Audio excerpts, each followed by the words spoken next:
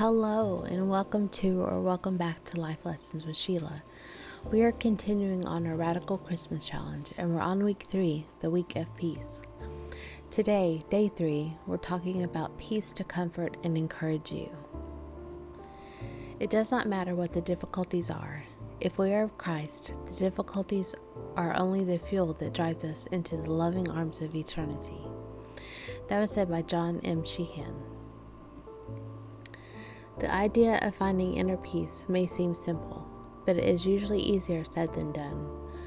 Whether you're dealing with financial woes, relationship troubles, or any other obstacle that keeps you from joy, peace may seem unobtainable at the moment, but it is, in fact, reachable.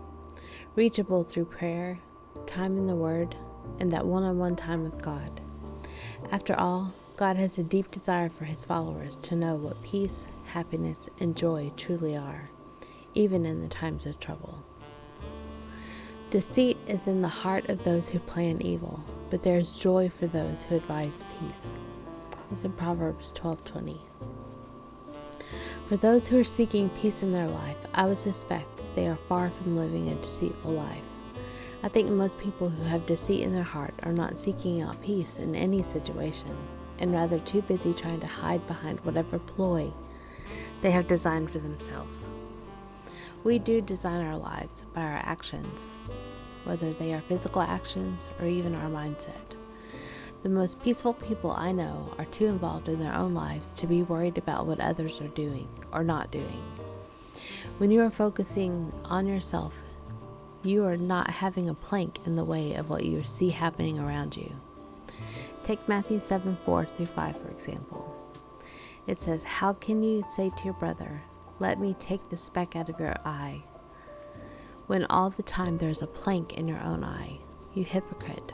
First take the plank out of your own eye, and then you will see clearly to remove the speck from your brother's eye."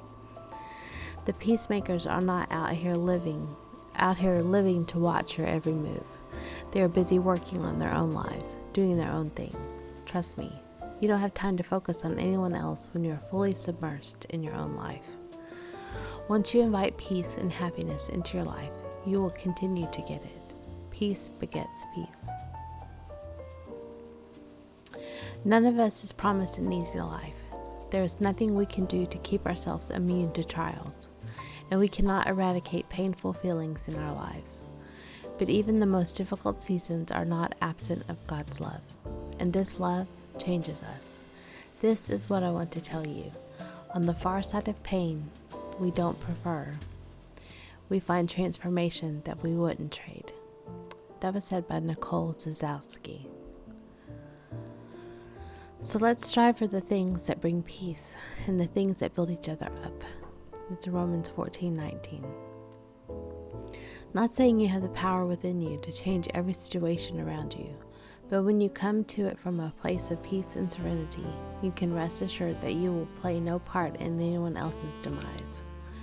Remember, when you wish others unwell, to be devoured by their enemies, to be dealt their dose of karma that you feel is worthy of due justice, then you in turn are asking for yourself to receive the karma, and that is what you believe. Whatever we hope for, we get in return. It's not just God who grants peace. You can bring more peace into your life by helping others. It's a win-win for everyone. Some days are like folding fitted sheets. That was said by Nanette L. Avery. And some days are like folding fitted sheets. Those are the hardest things to fold. I know the plans I have for you in mind for you, declares the Lord. They are plans for peace, not disaster, to give you a future filled with hope. It's Jeremiah 29:11.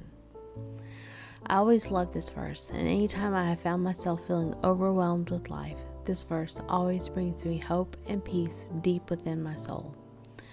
We are talking of times that would shake up anyone. Times when my husband lost his job. He went in one day and was let go the same day, out of the blue. When he was the main breadwinner, it became a very scary time. Any time of uncertainty is difficult for anyone, and you can't tell me otherwise.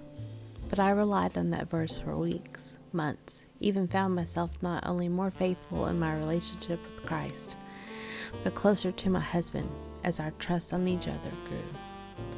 Your thoughts are so powerful. Imagine yourself at peace, and you will be. Faith is the only force that can hold you fast at all times. That was said by Lifeline Akita. Because of God's deep compassion, the dawn from heaven will break upon us, to give light to those who are sitting in darkness and in the shadow of death, to guide us on the path of peace. That's Luke 1:78-79. Even in the dark times, even when death draws near, the mercy of God is always available to comfort you and grant you peace. It is in the dark times that we either choose to seek after God or go in our own way. One brings light and peace, and the other is darkness and despair. Have you ever been in such a darkness in your life? I'm talking about being completely depressed and just ready for it all to end. I have a few times. I even had negative thoughts seek in and try to overcome my actions.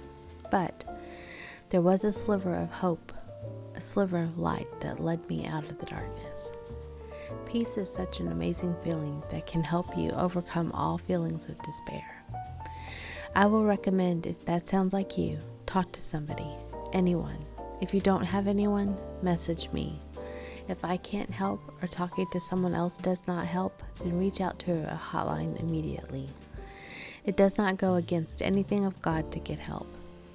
I will share a few that you can talk to here on the screen, and I will have it in the description box below.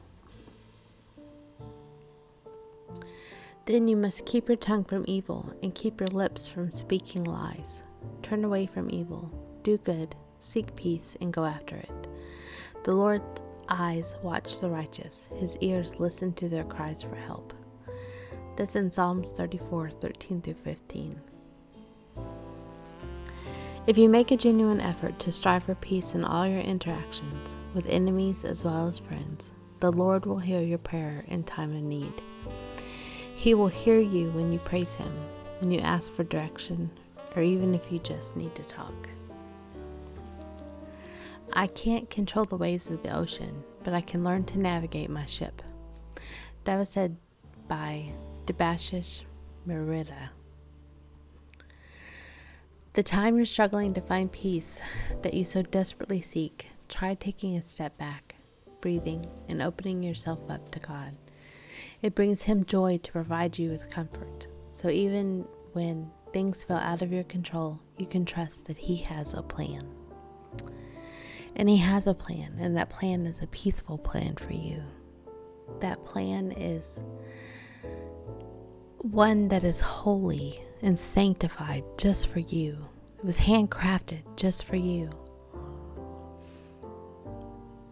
As we're getting closer to Christmas, I hope that these devotions and these videos are helping you find the peace and joy in your life. I hope that you're digging in and you're discovering your purpose.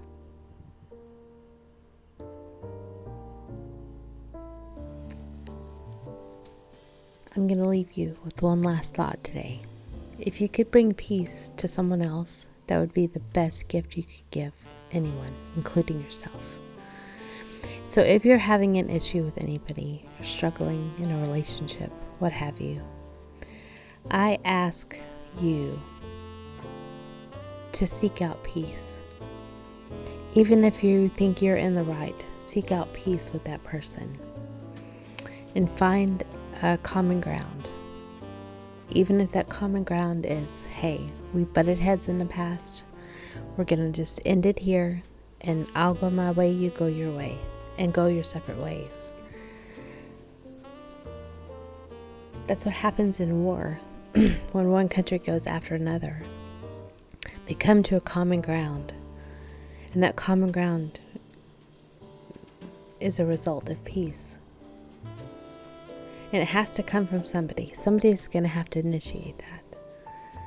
So my gift to you is to offer peace to you. I offer peace to to anyone listening who may need it. But I ask that you go seek peace too.